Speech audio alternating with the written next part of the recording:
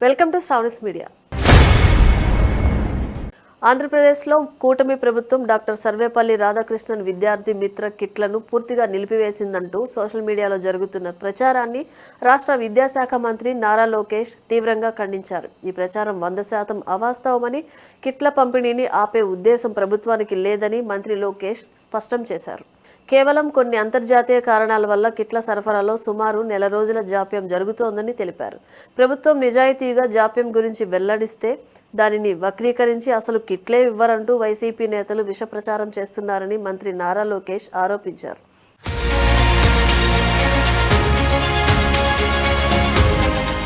ఇది జగన్మోహన్ రెడ్డి వంకర బుద్ధికి నిదర్శనమని లోకేష్ విమర్శించారు.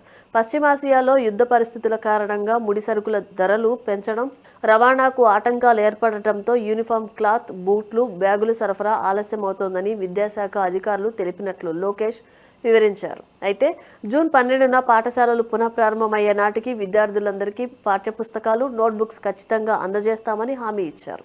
మిగిలిన వస్తువులను కూడా వీలైనంత త్వరగా పంపిణీ చేసేందుకు అధికారులు, తయారీ సంస్థలతో నిరంతరం సంప్రదింపులు జరుపుతున్నారని లోకేష్ పేర్కొన్నారు.